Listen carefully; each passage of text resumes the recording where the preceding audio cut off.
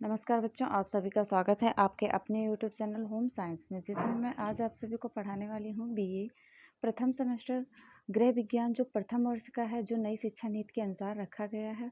और मैंने इससे पहले आप सभी के लिए एक वीडियो अपलोड किया था जो कोशिका के बारे में था। कोशिका के बारे में विस्तार से मैंने उसमें समझाया है और इसमें प्रमुख भागों के बारे में मैं चर्चा करूँगी। जिन बच्चों ने अभी तक चैनल को सब्सक्राइब नहीं किया है वो चैनल को सब्सक्राइब कर लें और वीडियो को शेयर किया करें, जिससे और भी बच्चे इसका लाभ ले सकें। और वीडियो को लाइक कमेंट अवश्य किया करें। जैसा कि देख पा रहे हैं कोशिका के प्रमुख भाग। जी हाँ, कोशिका के प्रमुख भाग। कोशिका के प्रमुख भाग कौन कौन से हैं? हो सकता है आप सभी में से कितने बच्चे ऐसे होंगे जिन्हें पूरा कोशिका के सभी अंगों के बारे में पता होगा, सभी भागों के बारे में पता होगा, और कुछ बच्चे ऐसे होंगे जिनको 2-3 ऐसे कुछ करके ही पता होगा। जैसा कि आप सब देख पा रहे हैं, नंबर 1 है हमारा कोशिका भित्ति, 2 है कोशिका झिल्ली, और 3 है तारक काय, 4 है अंतःप्रद्वी जालिका, और 5 है राइबोसोम, 6 है माइटोकॉन्ड्रिया, और 7 है गाल्जी काय, 8 है लाइसोसोम, 9 है लवक, 10 है रसघानी, और 11 है केंद्रक। जी हाँ, 11 क्या है? केंद्रक है। आगे देखते हैं, इसके बारे में हम लोग विस्तार से जानेंगे। इन 11 जो 11 भाग हैं प्रमुख, इनके बारे में हम लोग विस्तार से जानेंगे। जैसा कि आगे देख पा रहे हैं, क्या है? कोशिका भित्ति। जी हाँ, कोशिका भित्ति सेल वॉल पादप कोशिकाओं में पाई जाती है। किसमें पाई जाती है? पेड़ पौधे जैसे होते हैं उनमें, उनको हम क्या कहते हैं? पादप कोशिका के अंतर्गत रखते हैं। और जैसे मनुष्य हैं, इन सभी को हम जंतु कोशिका के अंतर्गत रखते हैं। और पादप कोशिका में पाई जाती है, क्या पाई जाती है? कोशिका भित्ति। यह सेलुलोज की बनी होती है। यह कोशिका को निश्चित आकार एवं आकृति बनाए रखने में सहायक होती है। क्या करती है? कोशिका को निश्चित आकार एवं आकृति बनाए रखने में सहायक होती है। कौन सहायक होती है? कोशिका भित्ति। और जिन बच्चों ने अभी तक चैनल को सब्सक्राइब नहीं किया है, चैनल को सब्सक्राइब अवश्य कर लें। और नंबर 2 है हमारा कोशिका झिल्ली। जी हाँ बच्चों, क्या है नंबर 2? कोशिका झिल्ली अर्थात सेल मेम्ब्रेन। और इंग्लिश में भी नाम याद रखना। हो सकता है आपसे इंग्लिश में ही नाम बोल दे, प्रश्न में दे दे सेल मेम्ब्रेन के बारे में लिखिए, तो आप ऐसा ना करिएगा कि आपको पता ना हो। कोशिका के सभी अवयव, क्या होता है? कोशिका के सभी अवयव एक झिल्ली के द्वारा घिरे रहते हैं। इस झिल्ली को कोशिका झिल्ली कहते हैं।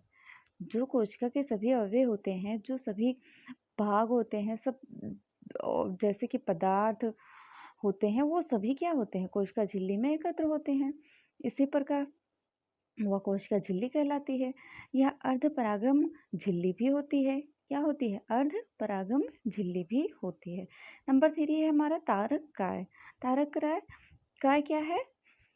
सेंट्रोसोम। जी हाँ बच्चों, सेंट्रोसोम क्या है? तारक काय। इसकी खोज बॉबरी ने की थी, याद रखना, ये मोस्ट है। बॉबरी, याद रखना नाम।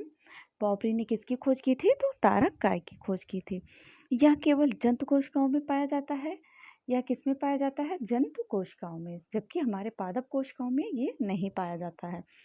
और इसके अंदर एक या दो गुण इसके अंदर एक या दो कण जैसी रचना होती है, जिन्हें सेंट्रियोल समसूत्र विभाजन में क्या होता है? इसके अंदर एक या दो कण जैसी रचना होती है, जिन्हें हम सेंट्रियोल कहते हैं। और यह समसूत्र विभाजन में यह ध्रुव का निर्माण करती है। और वीडियो को पूरा देखें बच्चों। जैसा कि आप सब देख पा रहे हैं, क्या है हमारा 4 नंबर? अंतःप्रद्वी जालिका। जी हाँ, एंडोप्लाज्मिक रेटिकुलम। एक और यह केंद्रक झिल्ली से व दूसरी ओर कोशिका झिल्ली से संबंध होता है। इस जालिका के कुछ भाग पर किनारे किनारे छोटी छोटी कणिकाएं लगी रहती हैं, जिन्हें हम राइबोसोम कहते हैं। और अंतःप्रद्वी जालिका 2 प्रकार की होती है। कितने प्रकार की होती है बच्चों? 2 प्रकार की होती है। एक तो हमारी होती है चिकनी अंतःप्रद्वी जालिका, जिसे हम शॉर्ट में SER भी कहते हैं। इनमें राइबोसोम नहीं होते हैं। ये प्रोटीन संश्लेषण में भाग नहीं लेते हैं। क्या करते हैं? प्रोटीन संश्लेषण में भाग नहीं लेते हैं। जबकि हमारी 2 नंबर खुरदरी अंतःप्रद्वी जालिका जो होती है, RER के नाम से जाना जाता है। इनकी बाहरी सतह पर राइबोसोम लगे रहते हैं, चिकनी अंतःप्राद्वी जालिका में नहीं लगे होते हैं और खुरदरी में लगे हुए रहते हैं। क्या? राइबोसोम। ये प्रोटीन संश्लेषण में भाग भी लेते हैं। आगे है हमारा बच्चों 5 नंबर राइबोसोम। राइबोसोम ये अति सूक्ष्म कोशिकांग होते हैं जो केवल इलेक्ट्रॉन सूक्ष्मदर्शी के द्वारा देखे जा सकते हैं। जिन बच्चों ने अभी तक वीडियो को शेयर नहीं किया है, बच्चों वीडियो को शेयर अवश्य कर दिया करें और कमेंट भी किया करें और अपने दोस्तों को भी इसके बारे में बताइए जिससे उनको भी इसका लाभ मिल सके। जैसा कि देख पा रहे हैं, राइबोसोम की खोज तथा नामकरण किसने की थी? जी.ई. पैलाडे ने। याद रखना, जी.ई. पैलाडे मोस्ट हैं। सन 1955 में किसकी खोज की थी? राइबोसोम की। आगे है क्या? राइबोसोम यह राइबोन्यूक्लिक एसिड नामक अम्ल व प्रोटीन की बनी होती है। यदि आप सबसे पूछा जाए राइबोसोम किस एसिड से बनी होती है, तो राइबोन्यूक्लिक एसिड से बनी होती है और यह प्रोटीन संश्लेषण के लिए उपयुक्त स्थान प्रदान करती है। और बच्चों नोट करते चलो, ये बहुत ही इंपॉर्टेंट है। हो सकता है आपके पेपर में इससे 3 से 4 प्रश्न अवश्य फंस जाएं। क्या किस पे बात कर रहे थे? यह प्रोटीन संश्लेषण के लिए उपयुक्त स्थान प्रदान करती है और यह प्रोटीन का उत्पादन स्थल है, इसलिए इसे प्रोटीन की फैक्ट्री भी कहा जाता है। जी हाँ बच्चों, यदि आप सबसे पूछा जाए प्रोटीन की फैक्ट्री किसे कहा जाता है, तो राइबोसोम को कहा जाता है। आगे है हमारा 6 नंबर माइटोकॉन्ड्रिया। जी हाँ, माइटोकॉन्ड्रिया ये कोशिका द्रव में पाई जाने वाली अनेक गोलाकार अथवा सूत्राकार रचनाएं होती हैं। कौन सी रचनाएं होती हैं? गोलाकार और सूत्राकार रचनाएं होती हैं।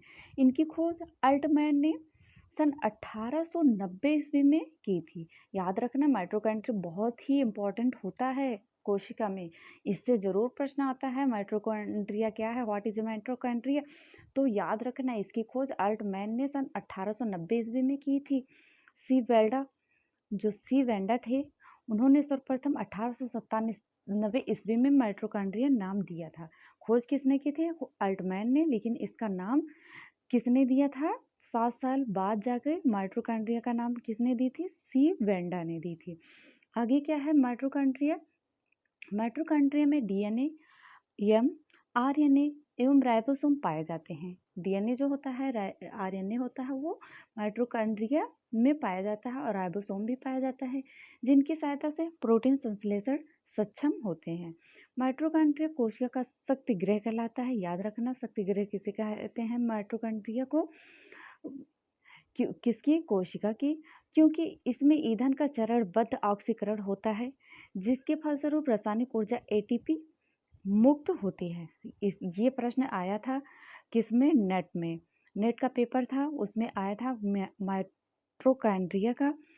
जो माइटोकॉन्ड्रिया है वह कोशिका का क्या कहलाता है? तो शक्ति गृह कहलाता है। याद रखना।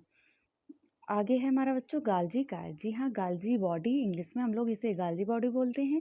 इसकी खोज सन 1898 में कैमिलो गाल्जी नामक वैज्ञानिक ने की थी। कैमिलो गाल्जी के नाम पर ही गाल्जी का रखा गया और यह जालिकानुमा नलिकाओं या पुट्टिकाओं से बना जटिल संगठन होता है जो छोटी गोल पुट्टिकाओं से घिरा होता है। आगे है हमारा गाल्जी काय।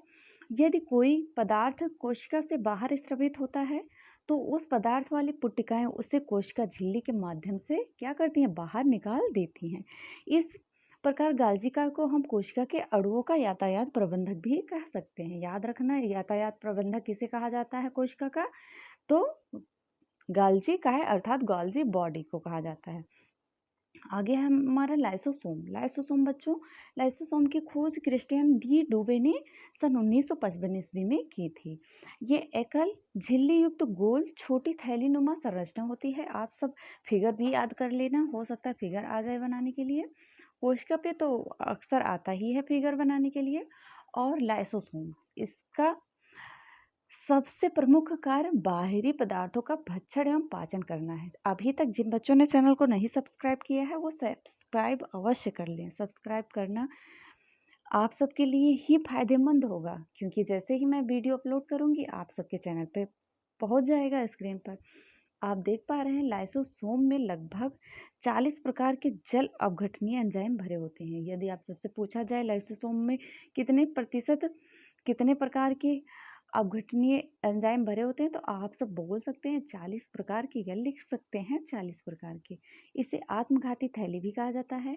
किसको आत्मघाती थैली कहा जाता है कोशिका का? तो लाइसोसोम को कहा जाता है। लवक, जी हाँ, प्लास्टिड, ये बहुत ही इंपॉर्टेंट है। यह पादप कोशिका में पाए जाते हैं, ये जंतु कोशिका में नहीं पाए जाते हैं। यह 3 प्रकार के होते हैं, एक तो हमारा हरित लवक, एक अवर्डी लवक, और 3 है हमारा वर्डी लवक। और हरित लवक क्या है देखते हैं, यह हरे रंग का होता है। जी हाँ बच्चों, यह हरे रंग का होता है, आप सब देख पा रहे हैं फिगर में। इसके अंदर एक हरे रंग का पदार्थ होता है जो पड़हरित होता है। इसी की सहायता से पौधा प्रकाश संश्लेषण, यदि पूछा जाए प्रकाश संश्लेषण किसकी सहायता से लेता है पौधा, तो हरित लवक की सहायता से लेता है। और भोजन बनाता है इसी की सहायता से, इसलिए हरित लवक को पादप कोशिका की रसोई भी कहा जाता है। यदि पूछा जाए प्रश्न में पादप कोशिका की रसोई किसे कहा जाता है, तो हरित लवक को कहा जाता है। नंबर 2 है हमारा अवर्ली लवक। जी हाँ, अवर्ली लवक ल्यूकोप्लास्ट। ल्यूकोप्लास्ट के बारे में जानते हैं, यह रंगहीन लवक है। क्या है? रंगहीन लवक है, जिसमें रंग का कोई महत्व नहीं होता है। यह पौधे के उन भागों की कोशिका में पाया जाता है जो सूर्य के प्रकाश से वंचित हैं। जो जिस पौधे का वह भाग जहाँ पर सूर्य का प्रकाश नहीं पहुँचता, जैसे कि जड़े में, जड़ हैं, भूमध्य तनों हैं, तना है आदि में, जो जमीन के अंदर है, उन्हें कहाँ से सूर्य का प्रकाश मिलेगा? भोज्य पदार्थों का संग्रह करने वाला लवक है। कौन सा लवक है भोज्य पदार्थों का संग्रह करने वाला? अवर्डी लवक। और 3 है हमारा वर्डी लवक। वर्डी लवक या रंगहीन लवक होते हैं जो प्रायः लाल, पीले, नारंगी रंग के होते हैं। ये कलरफुल होते हैं वर्डी लवक। ये पौधे के रंगहीन भाग जैसे पुष्प, फल, भित्ति, बीज आदि में पाए जाते हैं। वर्डी लवक के अन्य उदाहरण हैं, जैसे टमाटर में लाइकोपेन पाया जाता है, गाजर में कैरोटीन पाया जाता है, चुकंदर में बीटानीन पाया जाता है। आशा करती हूँ आप सबको वीडियो बहुत अच्छा लग रहा होगा। और इतने कम समय में मैंने कोशिका के बारे में अच्छे से तैयार करवाया है, और आप सब शेयर भी नहीं कर रहे हैं। बच्चों, शेयर अवश्य किया करें, चैनल को सब्सक्राइब भी कर लें। रसघानी क्या है? बैक्यूल्स क्या है? यह कोशिका की निर्जीव रचना है। जी हाँ, इसमें तरल पदार्थ भरा होता है। जंतु कोशिकाओं में यह अनेक व बहुत छोटी होती हैं, परंतु पादप कोशिका में प्रायः बहुत बड़ी और केंद्र में स्थित होती हैं। जंतु कोशिका में यह छोटी होती हैं, लेकिन पादप कोशिका में बड़ी होती हैं। कौन बड़ी होती है? रसघानी। आगे क्या है बच्चों? रसघानियों को कोशिका का भंडार भी कहते हैं। कोशिका का भंडार किसे कहते हैं? रसघानी को कहते हैं, क्योंकि इसमें खनिज लवण, शर्कराएं, कार्बनिक अम्ल, ऑक्सीजन, कार्बन डाइऑक्साइड, विभिन्न रंग तथा अपशिष्ट पदार्थ घुले रहते हैं। याद रखना और नोट करते चलना।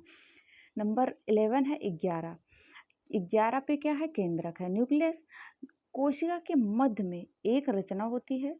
स्क्रीनशॉट ले लें बच्चों, जो अभी नोट नहीं कर पा रहे हैं, बाद में अपने नोट्स में नोट कर लें, जिससे पेपर के टाइम आपको कोई परेशानी ना हो।